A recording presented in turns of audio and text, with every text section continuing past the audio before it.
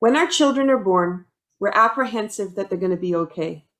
We worry about their growth and development, and we marvel at the miracles of nature to create these amazing beings into the world.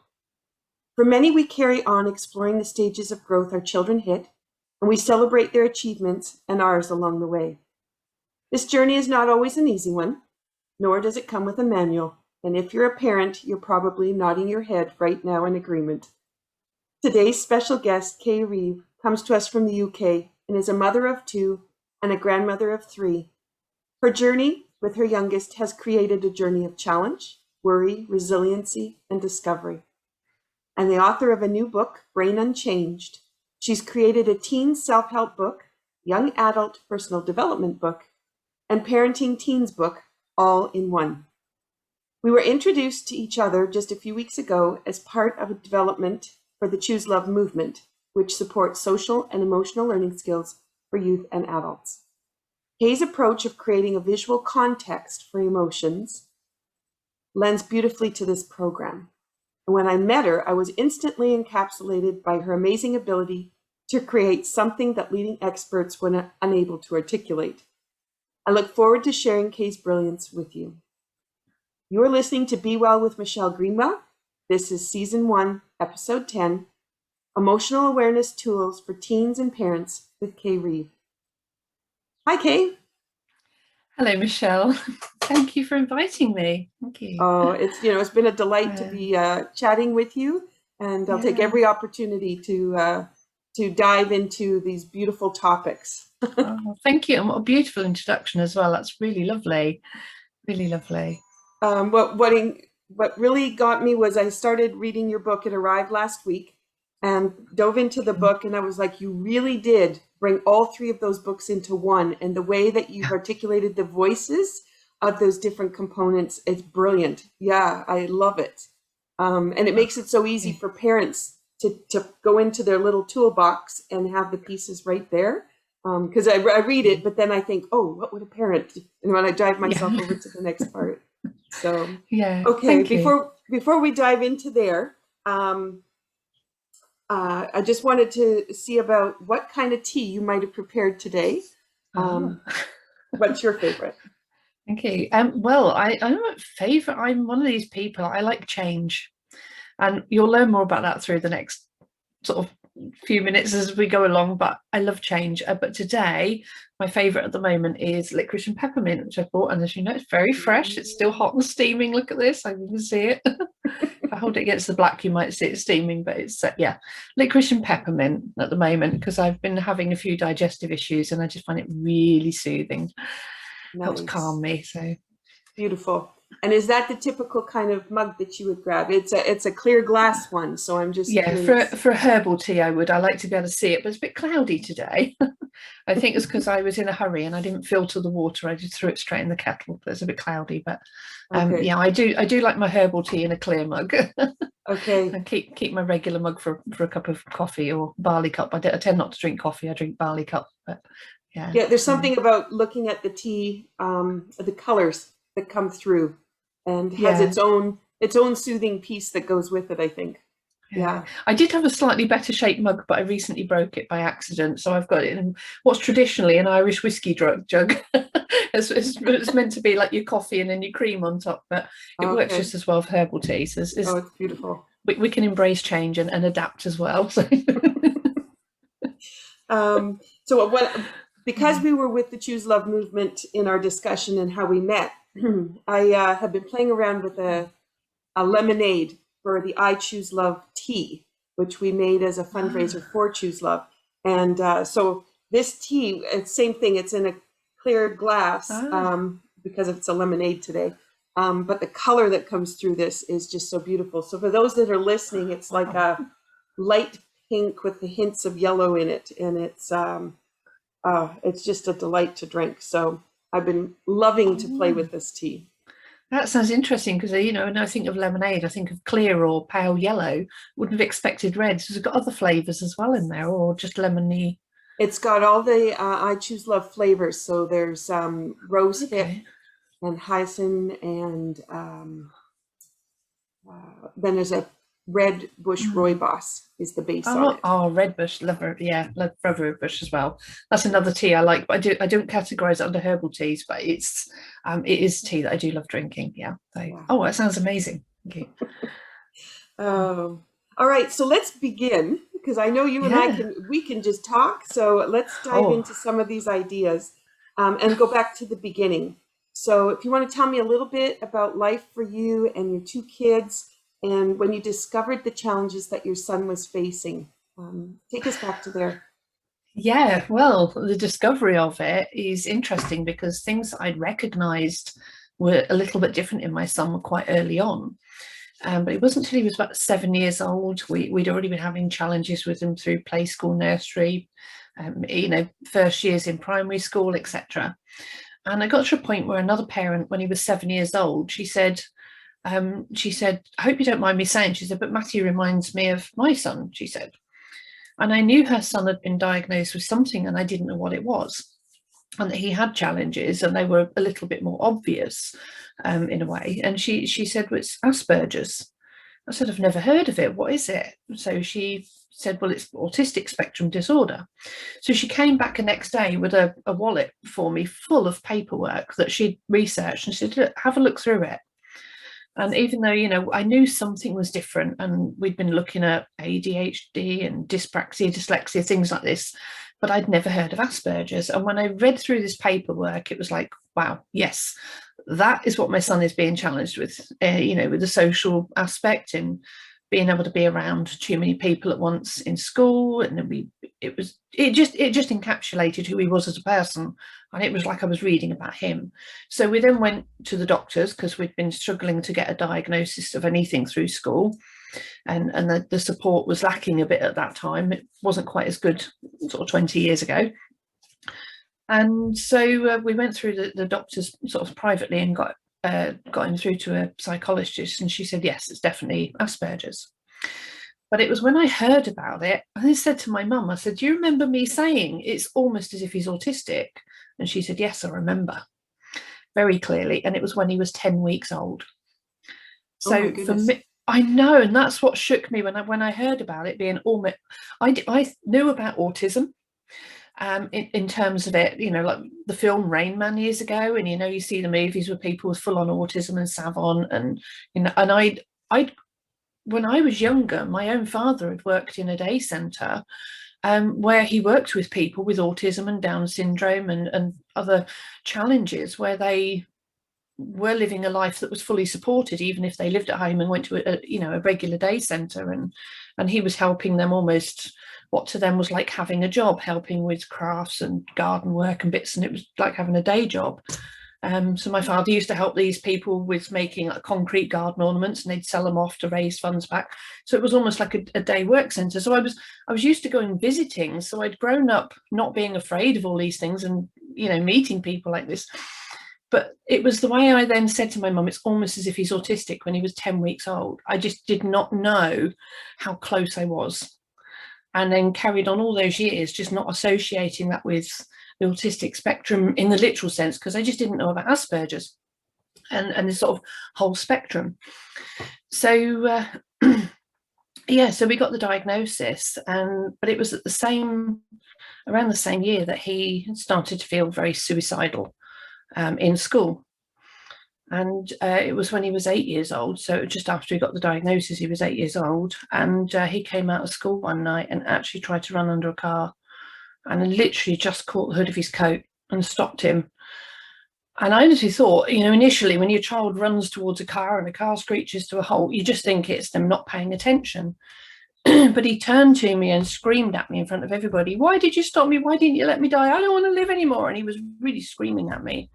And he just kept screaming at me the whole way home. And I felt so sick. And I was just like, what do I do with him? And, there's lots of support out there for adults and teenagers who are suicidal. But I didn't know what to do. I didn't think to call the doctors at the time. And I spoke to the school teacher the next day, who just said, oh, kids say funny things, and completely dismissed it. And it just that was where the real challenges began for us. Because then he was just suicidal every single day for the next year, until by the time he was 9, we took him out of school.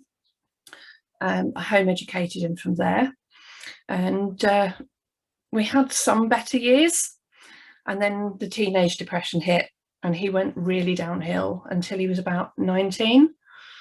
I then had this classic zombie-like teenager who I couldn't connect with. He couldn't tell me what day of the week it was. He was just shut off from the world. He was angry at everything for everything that was nothing, and just it was just your classic full-on depression, reaching the stage of psychosis, plus all the Asperger. He was trying to deny that he had it and trying to prove that he didn't have it, and the more he tried to fight it, the more obvious it was, but he couldn't see that. And that was really where this challenge sort of led me to, was this point of everything had failed, all the help, the diet changes, the therapists, the home education we'd tried, done with him. And we'd even got him into a hostel by this point where he was 24/7 staff, because I'd had to go back to work by then. And we just had this point, we just got this point where I didn't know what else to do, and I was scared every single day. Literally, as a mum, I was going through stress and anxiety every single day. I might get a phone call from the police to say he's done something really bad, or am I going to get a phone call to say he's taken his own life? Or, I just didn't know what to expect every single day, and I was terrified for him. And so that's where my struggles brought me right through to the beginning of this journey with the book, was in a last-ditch attempt to sit down and start talking to him about his emotions in terms of colour. And I realised that, he's on the autistic spectrum, and he doesn't understand emotions. But how can you teach something that's not visible? He needed to see something to learn it.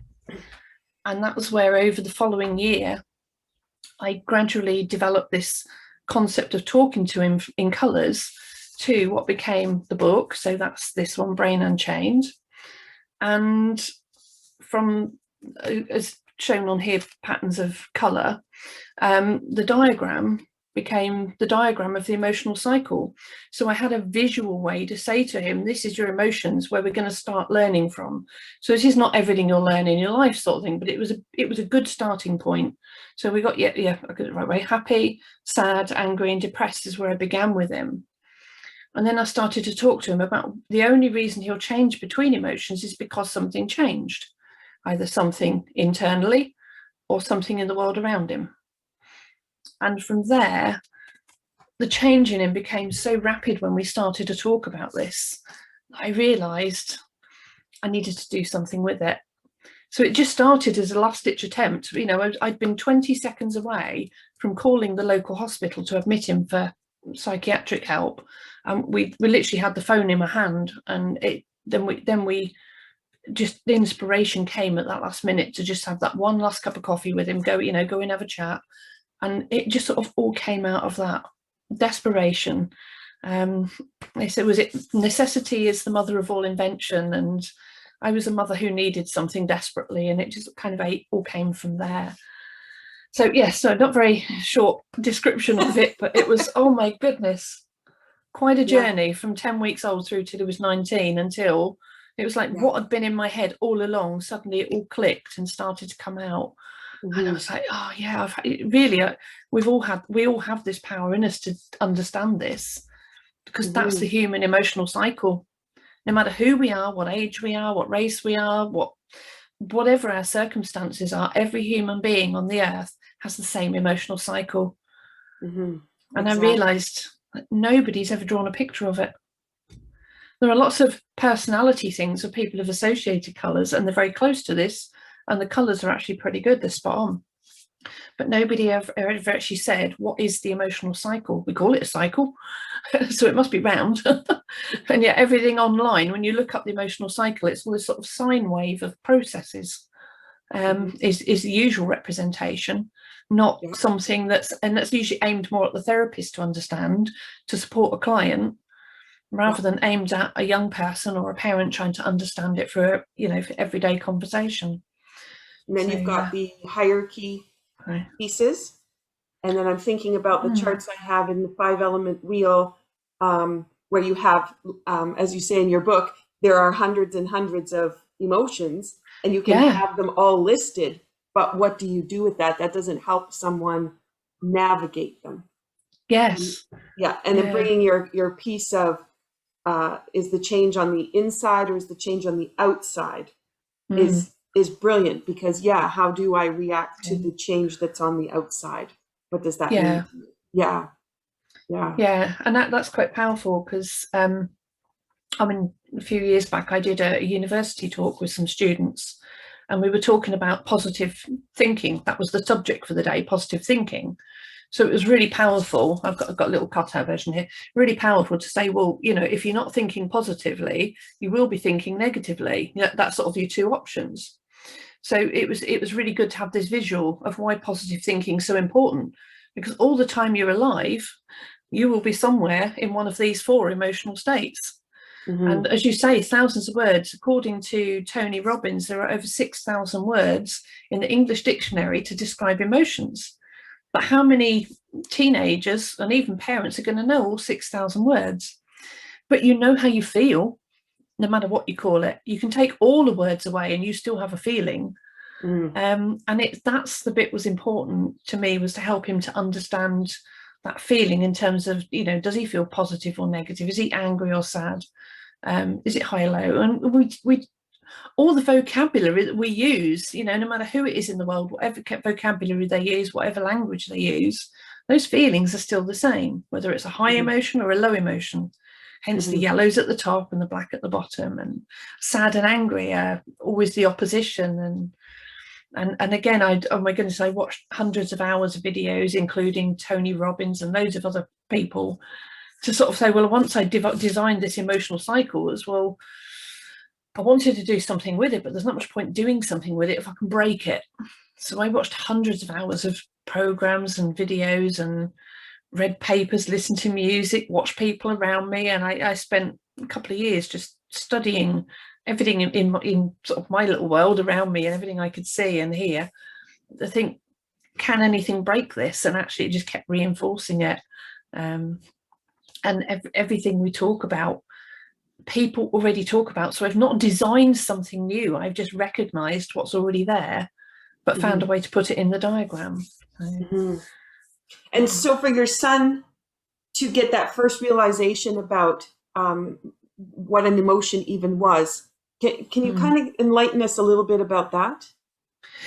It started off, I just wrote the four colours down for him on a bit of paper and put a box around him, and we just talked about each one and said, so when you feel like this, what words does he use?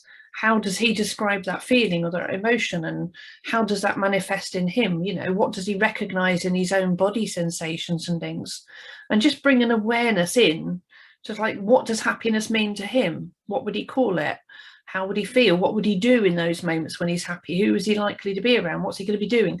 And just like bringing that whole little world of happiness into a conversation. And then we repeated the same with the sad, the angry and the depressed.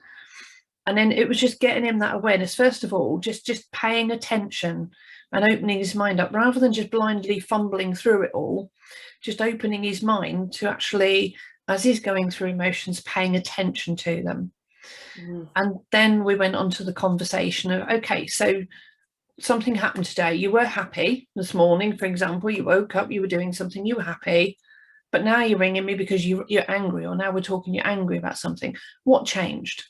So we went through this whole concept of what changed between emotions and what he could do to change things back. So it was looking at, first of all, what changed in him, or what changed what somebody else has done, or something's happened. Some of it might have been himself, like he's angry that he got docked some more pay from the job centre because he'd overslept and he was late for his appointment. So he was angry at them for docking his pay, but really he was angry at himself for oversleeping and things like this, as the teenagers do, going through that bit. So it was just going through his conversations and then talking about how he can make changes for the better next time round, what he can do to empower change next time he comes up against that same situation. And it just made such a difference so quickly for him to realise that he had more power to change than he'd thought, because it's in that state they really think the whole world's on their back, like they're just facing this brick wall. Nobody wants to help them. There's no hope of light, and all people are doing is saying, oh, there's light at the end of the tunnel and you can get yourself through it. And it's so easy as adults to like throw that at them. But if they knew how to get themselves through it, they would do. And nobody gives them the map of the tunnel. Nobody says to them, oh, here's what to do when you come across all the challenges. You know, we just kind of tell them they've got to grow up and get on with it. And it's so easy to just throw all these sticky plaster quotes at them.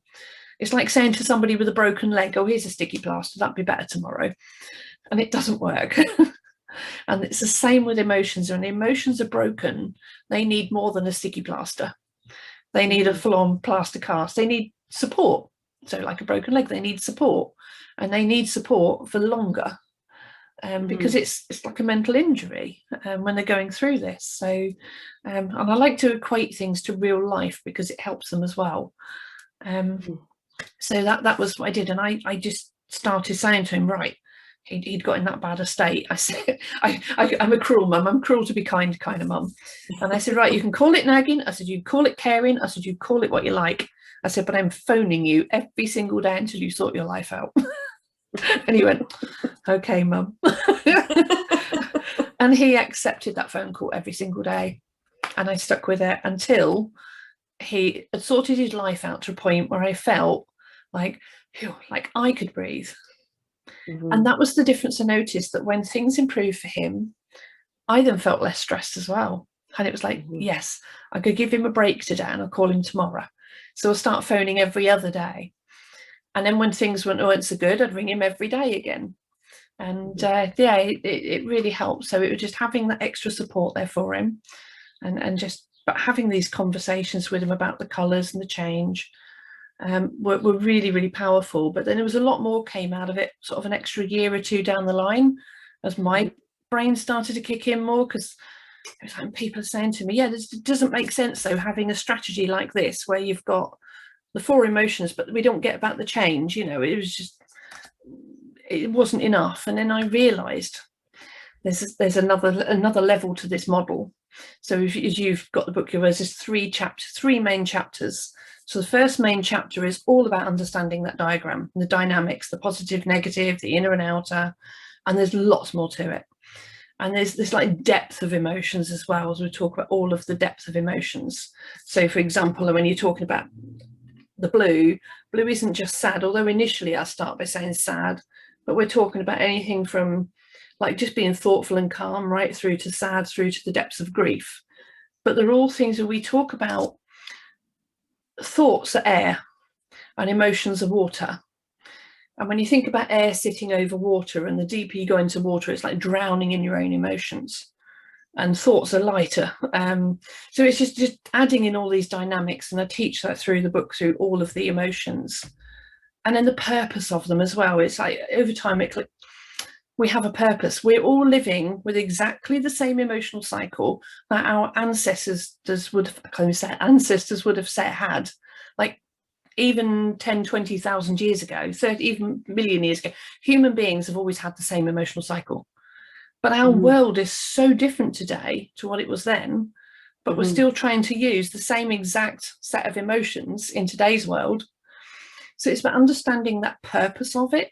If we were in cave days, what would a caveman have needed this emotion for? And how does that affect how we live in today's world? And that's really powerful as well. Like hangry is a really popular word that's come out in recent years. When somebody's angry because they're hungry. But what would be the purpose for it, for a caveman? And it's just like understanding that, well, if he wasn't angry when he was hungry, he wouldn't go out hunting. He'd just sit there and go, yeah, I'm hungry, so what? And sit there and starve, you know.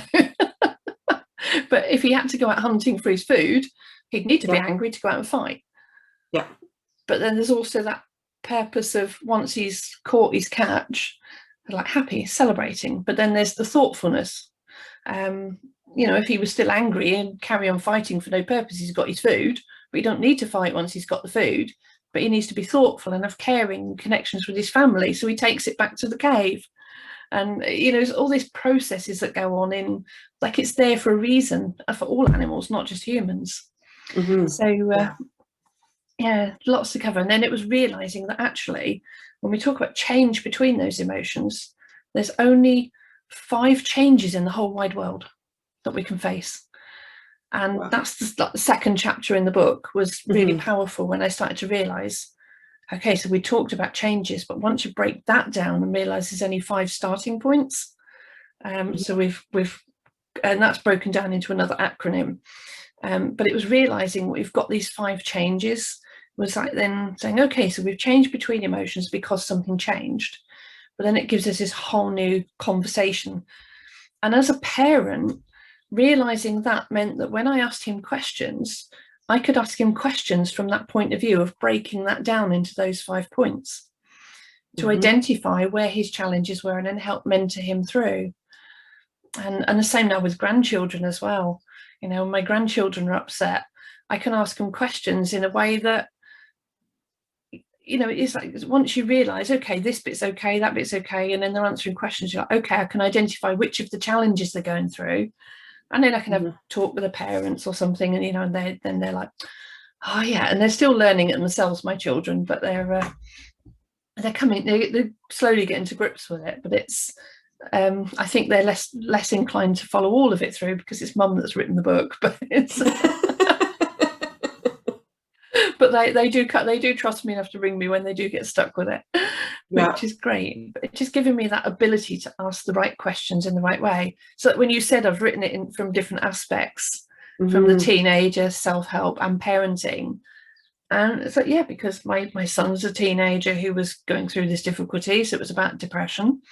It is a self-help book in terms of it's got all the beautiful exercises. Exercises throughout it, all the way through. But then there's little parent toolbox tips at the end of every section, because that's how it was for us as a family. He needed support, so he needed that mentoring. He had to learn for himself, so he needed that self-help. But you know, I needed the tools to help him as well, to mentor him. And like you said, they don't come with a manual. I had to write my own manual. But I've written the manual, so I can share it now. You touched on something very interesting, because as a new grandmother myself, and trying to assist, right, when asked or not asked for assistance, to be looking at this book from the perspective of how do I speak with my grandchildren, and now how can I share with my grandchildren how to understand their emotions? Because of course you have those terrible 2s.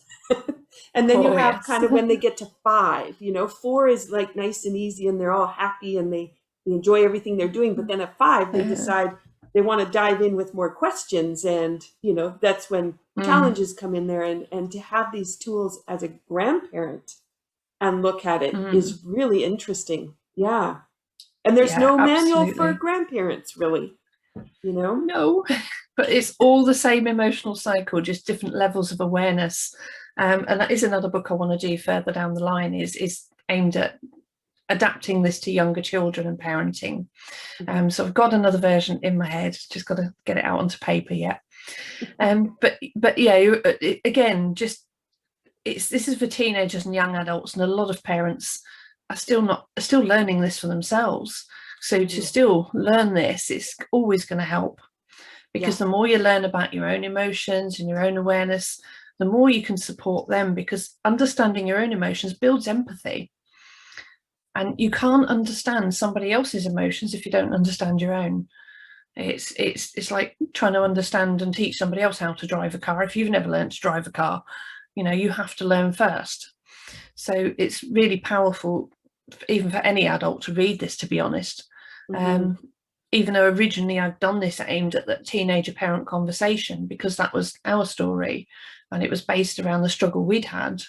Although this is not about reading a book about depression per se, it is a book about emotional awareness. But it was really important for me to look at it on the point of a lot of teenagers' problems and children's problems come not from their own experiences of what they're doing, but how the parents around them and the adults around them react.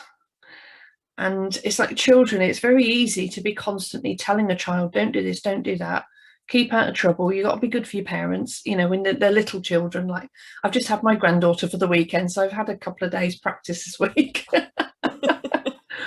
And it's very easy to say, don't do this, don't do that.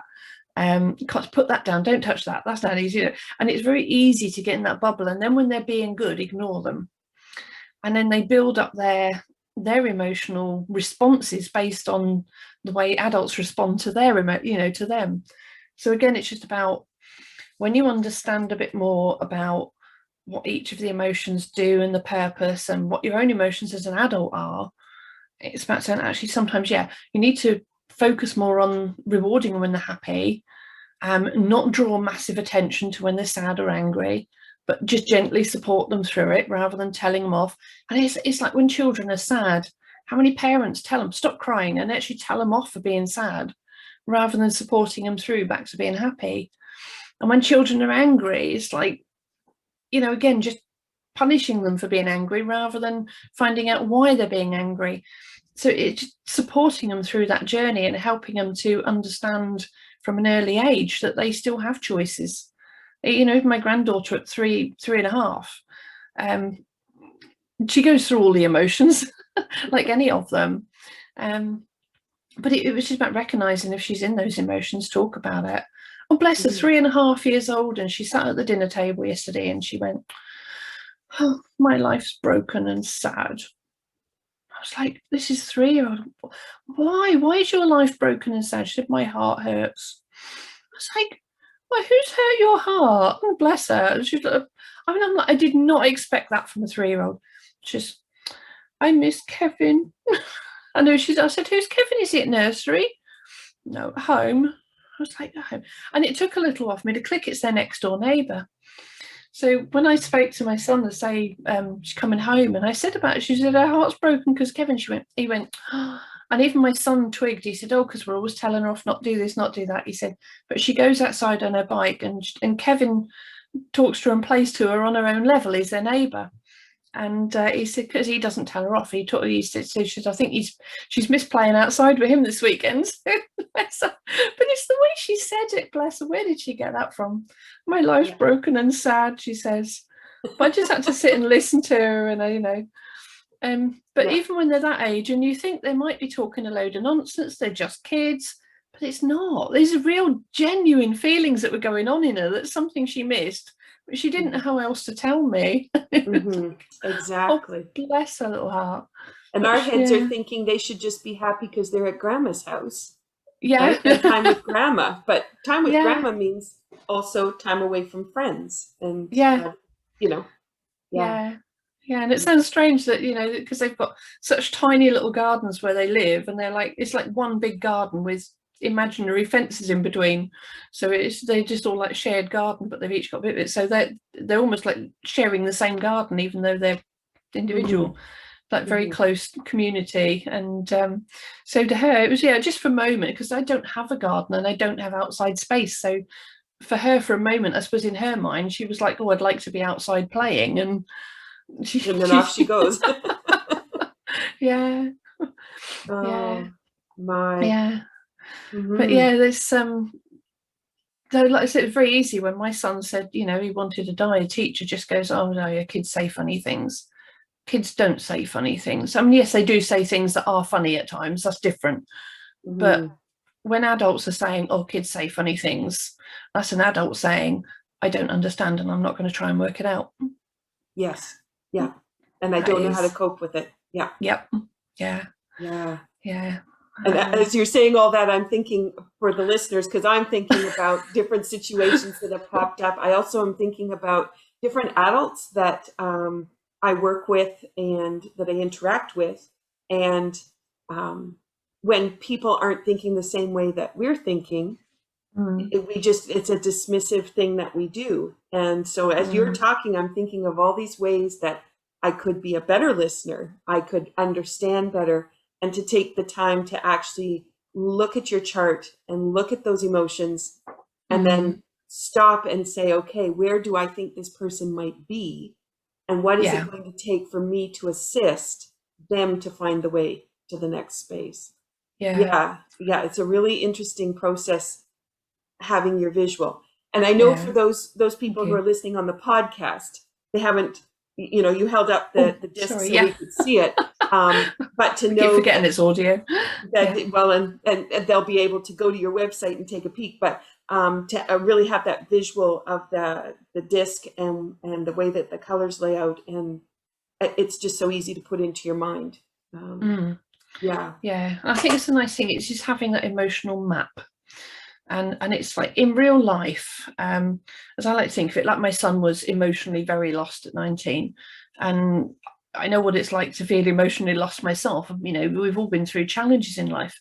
But it's like when you are heading in the wrong direction on a real journey, like you go out for a walk and you're going the wrong way. If you haven't realised you're going the wrong way, how far are you going to keep walking until somebody says, by the way, did you know you're going the wrong way? And would you rather somebody was able to catch it sooner? And then when you do realise you've gone the wrong way, you're like, oh, you've got a long way to go back if you've gone too far. And it's the same emotionally. The further you go in the wrong direction, the harder it can be to get back. And sometimes you need a bit of guidance. You need to stop and ask directions. You need to get help. Sometimes you might need a lift, or phone a taxi or phone a friend. And it's the same emotionally. Sometimes we just need that bit of support, and we need to phone a friend, and we need perhaps ring a professional person, psychiatrist, psychologist, counsellor, journey healer, whatever it is, dance to does emotional dance, whatever it is that we do. Sometimes it's very difficult emotionally to acknowledge we need that support, and it's difficult to identify when we're lost or how far we're lost. And people talk about light at the end of the tunnel, and so, like you're saying for the podcast, when we're talking about the cycle, it is like a wheel. So the diagram is just literally a wheel with, if you imagine drawing an X through it with a yellow quadrant at the top and a black one at the bottom, and then red and blue are on the left and right. But the black is at the bottom because depression is deep, it's dark, it's low, and that's the black. And we talk about being at rock bottom, in a pit, stuck in depression. That's the bit in the black at the bottom. And we talk about happiness being a higher emotion. We feel on top of the world, and the sun's shining, and all the yellow bits are at the top. And it's how we already talk, it's how we feel. And our physical body language mirrors this as well. When we're happy, we put our arms up, we look up, we say chin up. But, when somebody's depressed, their head hangs low, their arms hang down, they look down. And that's why the diagram to me is so powerful, because it's not just about the language, it's about also how we physically react, how our energy feels. It all matches what's in this diagram. And so when we're talking about light at the end of the tunnel, and somebody's in that rock bottom moment, stuck at the bottom in that darkness, and that light at the end of the tunnel is actually the yellow in the top quadrant. The tunnels are red and blue. That's working through whatever it is that's holding you back, making you sad, making you angry. But the challenges in those tunnels are the bits that are changes. So it's looking at what's changed in you, or what needs to change in yourself, what's changed in the outside world or needs to change. So this is about working through those tunnels. And this is where the strategy here gives people the map of that tunnel. So we'd say light at the end of the tunnel. There is. But rather than, I love the analogy of this in that people say it's light at the end of the tunnel, but that's it. That's a sticky quote. A sticky plaster quote. Yeah. But to actually give somebody this visual diagram and say, look, here's where you are, there's where you want to be, here's the map of how to get there. So then there's all the root causes. There's a third section in the book, which is the root causes, because every change has a root cause. And again, there's 5 root causes. So it's about recognizing what's changed and how those root causes can actually be turned into keys to success. So when you come across a challenge or a barrier, you actually find the keys to getting through those barriers. And it is just so empowering to be able to turn what seems like this massive hypothetical emotional world into something more strategic, and just break life down. And and I'd say just from all ages it works the same, but recognize it. In fact, my youngest test subject, bless him, was my grandson. He's now 6 next week. But when he was just 5 weeks old, like you're saying, as a grandparent, it's like, what do you do? And he cried and he grizzled and moaned all day one day, and my daughter did not know what to do. So I went to visit, as good grandma does, just get in the car, go up there and pay him a visit. And he was just literally low level, whingy, moaning, crying constantly, and she didn't know what to do. So we went through what I'd then just created, which was the second strategy in the book about change. And we looked at each of the 5 changes to say what's changed for him as a baby. And we broke this down. So it's called HELPS, HELPS, and that's health, emotional, logical, physical, and social.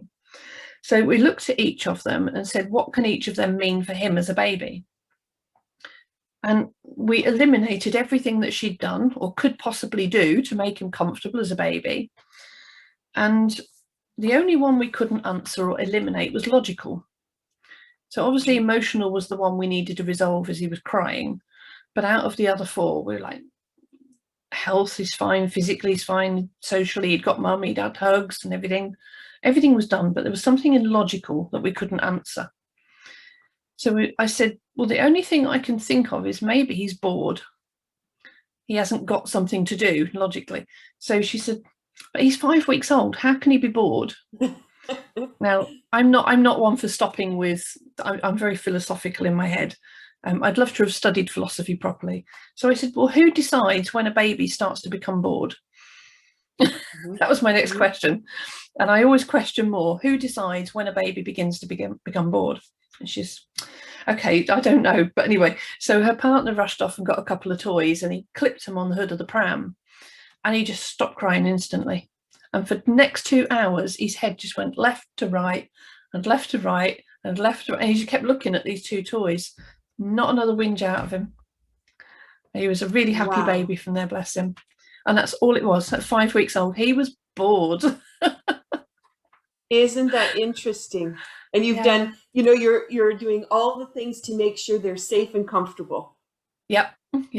And she'd done everything perfectly, but she just missed that one last thing. And having that strategy, there's just those 5 words to work through and just work our way through them and work out everything she could have done and what was missing. Good old Columbo, that kind of thing. The one thing you've missed is the one thing that's might not seem obvious, but it's very often the one thing that needs to be looked at. And it was just as simple as that. 5 weeks old, he was bored. Bless him. Oh my goodness. Okay, well, I'm looking forward to seeing what you create in your writing next. That's in that head that's swimming around. It's going to be delightful. Oh goodness, thank you. One of the things that I did enjoy, I'm not finished the book yet, so I'm partway through, because I didn't want to rush it either, because there's all these wonderful exercises. But what I really, last night as I was reading, and you've got the first part, writing down these different emotions and experiences and things. But then when you're in the next part and it says, go back and color them. And I was like, yes, wow, interesting, because I would have interpreted them one way, but then it was like, well, now I have to color them. So what does that mean? And that was a whole other piece of discovery. So I found that interesting because, again, intellectually, you have your one reaction. But then if you let it go of that head and go back to emotion, what does it bring in? Yeah, it's interesting, actually, because I've talked a lot about people doing that, like you said, a mind map. But last week, I actually did this on a Zoom session with a client. And I did it as a hierarchy chart on PowerPoint. So we set him up with a mind map and we built this mind map through the challenges he's going through, broke them down into different levels. And then from the lower levels, we coloured them in. So everything that he'd got going on in life, we coloured it according to how he felt about it. And then next level up, we looked at the predominant colour and brought that up. And so we built up what his overall emotional state was. And it was really interesting to do that. And I enjoyed doing that with him, to really talk somebody through that process and to be able to do that online. But it can just as easily do it on pen and, with pencil and paper. But so the mind map is a really traditional tool and a great way of getting things out of your head. So although I've not created the concept of doing that, but to then look at that mind map, like you say, and use this strategy to pick out every individual thing. And a few years ago, I did this with a client, because although I started this business, I originally started about 4 years ago before I had some personal challenges and I had to put it all aside for a few years. but I sat down with a lady one day, and I did it in a slightly different way, but I did this in that I listened to her talk for about 20 minutes, and I was writing down all the key words, the emotions and feelings she was having, and things she talked about and how she was relating to them. And I did it slightly differently, as I then looked at all of the words, and I had a blank version of the diagram. And what I did, so if anybody sees on video, I looked at each word and put a dot onto the diagram according to where that word or that emotion or that person or challenge sat. And it was interesting that at the time I charted out her story, everything she talked about in her whole life and how she was all entirely in the black and blue. I keep turning my diagram. So everything she talked about was in the black and the blue, that way. So for anybody listening on audio, I'm trying to point to something for Michelle, and it's on video on Zoom, and everything's back to front, and I'm getting in a muddle. So I was able to like literally take an uncolored version of my diagram and plot out where her emotional profile was, and then where I'd put all the dots onto the diagram for how each thing sat emotionally, and then circled around them. Literally her whole emotional profile was black and blue, and it matched how she was at that time. And it was really, really bad for her. She was in a very, very, very difficult state, and she did end up having to go into hospital for support. But it was just really powerful to be able to do that and see how, from my point of view, although it was a case that was beyond me being able to help her. Mm-hmm. It was interesting from my point of view to be able to have actually sat and worked with that lady, and I can guarantee that coming away, I had to. I've never been much of a spiritual person, but I could understand why people come away and cleanse their energy, because I felt like I needed to do that, having sat in her energy for an hour. Well, actually about 2 hours I sat with her, and I did that over sort of six sessions. And to sit in her in that level of energy over time is really, really draining, and you have to come away and almost rebalance yourself. But then I've done the same with somebody else, and they're very much up on the yellow profile, or somebody else is more on the angry or the sad. But ideally we want this sort of real blend of, you've got happiness in there. A perfectly balanced emotional cycle should be more at the top of this diagram. You've got happiness. You should have a bit of blue in there, a little bit of blue, because we need to be thoughtful and calm. There should be a little bit of red in there because we need to take some action and be motivated.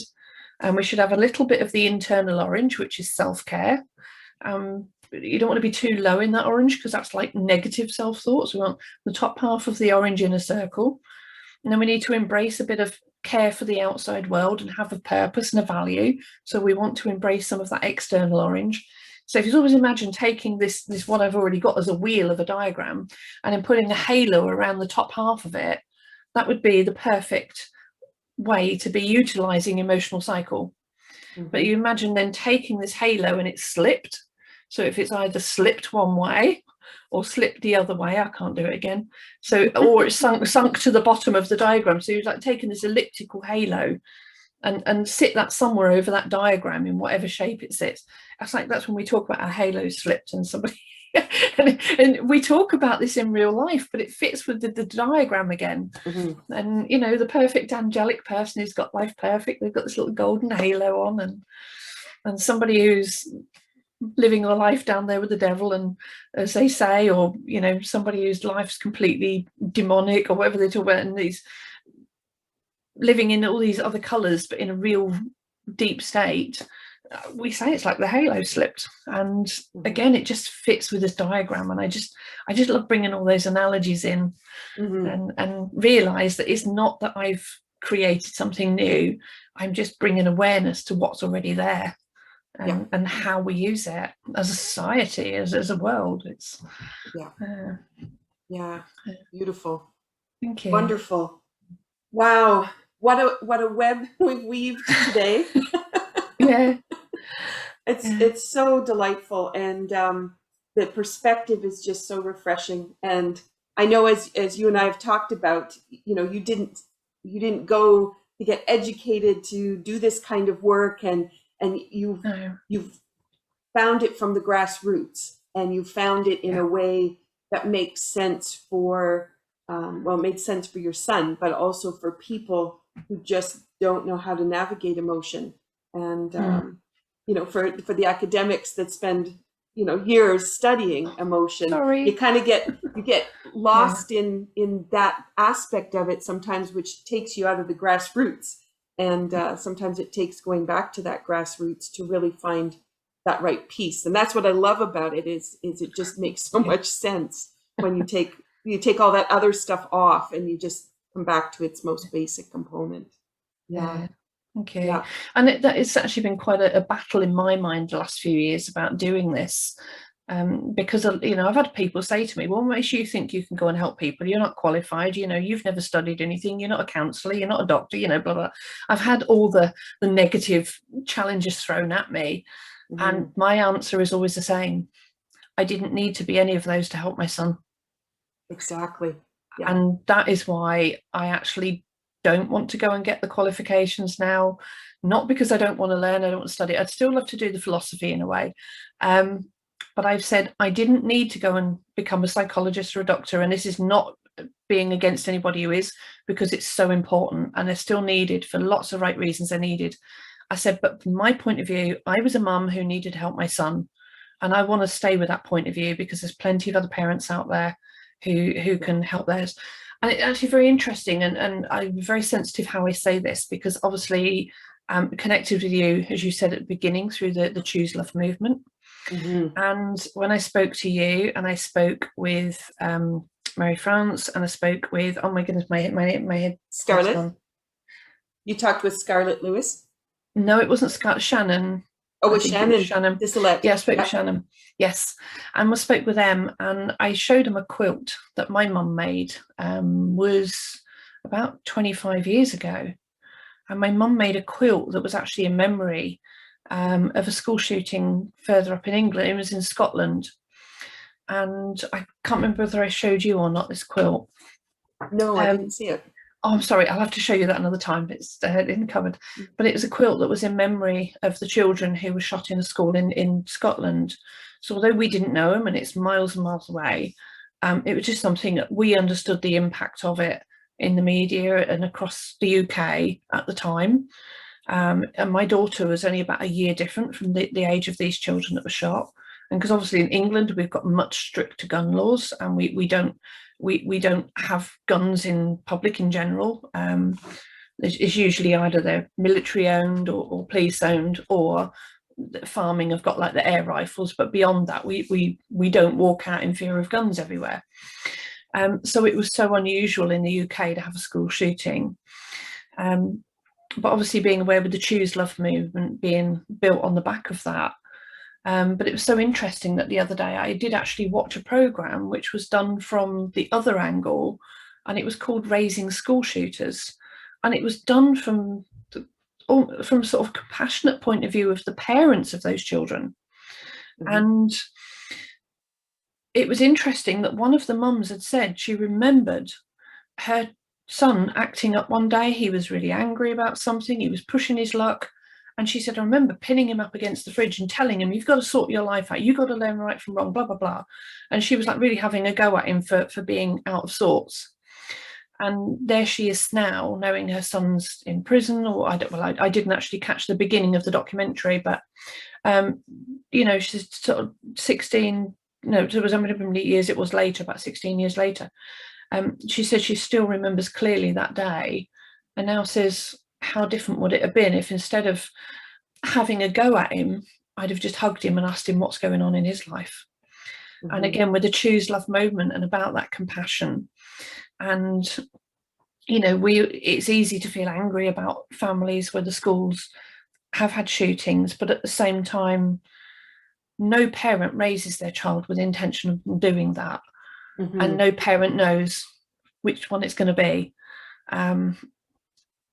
And yet there are lots and lots of things we can do to avoid things like that. And, you know, you still don't know what your child is going to do at the end of the day. But the one thing that's been mutual, I think, with all of them was that their children were bullied and they weren't listened to. Their children were going through challenges. And the things that they were saying that their children had been through in school was horrendous. Yes. And the other thing that really bugs me, I've got a real bugbear about this, is the things they say are done to children are bullying, and it's dismissed, very much like my son was suicidal and the teachers dismissed it. And little children can say things like we just saying with my granddaughter, and it's easy to overlook them as they're saying strange things. If adults did that to each other, we'd be on the phone to the police or a lawyer. They'd be suing each other, they'd be arresting each other.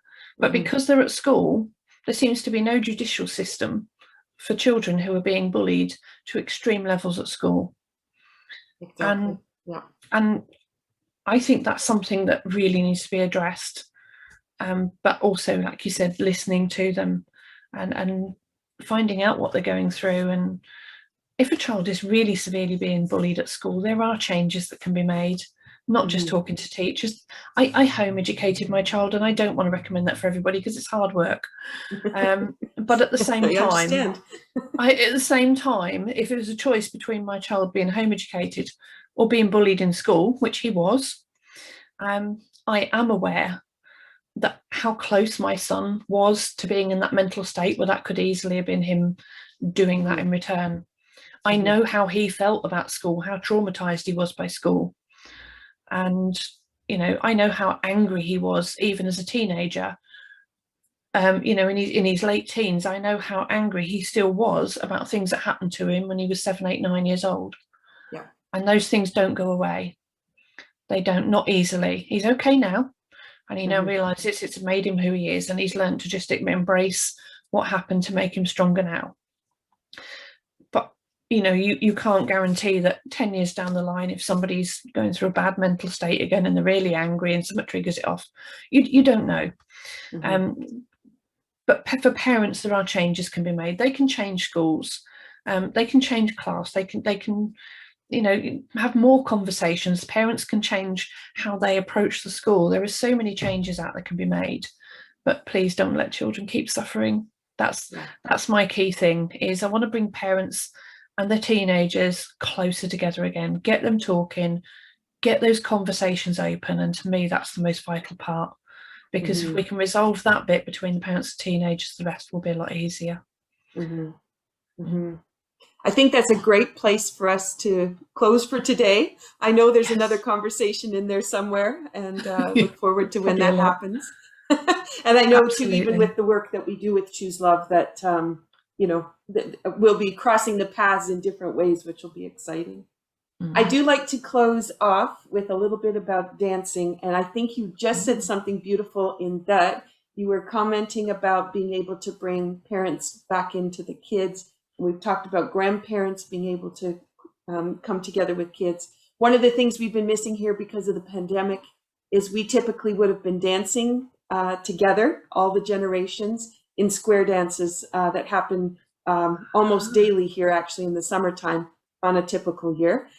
So we've been missing that a little bit. But I would say that my suggestion for people, if they're thinking about how they might want to dive into a conversation with their kids, would be to join hands, make a circle in the kitchen, and start jigging feet to whatever tune is, one you want to put out on the music, and just be able to celebrate together. But that joining of hands and that ability just to move the body together is a great way to open conversation. Is there something you'd like to add? No, it's amazing, actually. Because I know you did say to me beforehand about dances, and I thought, you know what? I thought a great one to use as an analogy would be the grapevine. When you sidestep, and sometimes life does knock us sideways, and you feel like you're getting a feet in a muddle, and you got to step forwards, backwards, sideways, left foot over right. You get them, but you know what? When you got the right strategy for doing it, you can turn anything into a graceful move and stay in control. Beautiful. Beautiful. I love working with the grapevine when I'm doing my tap and tea on Tuesdays when I teach that class. Yeah, grapevine is always in there. So, okay, thank you so much for your honesty and for your willingness to share such a vulnerable story. And I love what you're doing, and I'm really excited to see where your part 2 takes you. And thank you so much for being a part of the podcast. Oh, you're very welcome. Thank you for inviting me today. Thank you. You are listening to Be Well with Michelle Greenwell, and we hope that some of the tips and tools that you've heard today will be something you'll be able to take forward. And Kay, can you just tell them your website too so they can find you?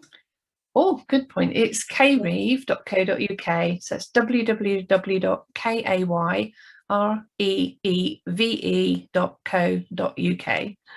Thank you. Perfect. And the name of your book again? Oh, that is Brain Unchained. Perfect. So you can find that easily, and lots of resources on your website as well, which is great. Yeah. So, all right. Thank you, listeners. Take care. Thank you.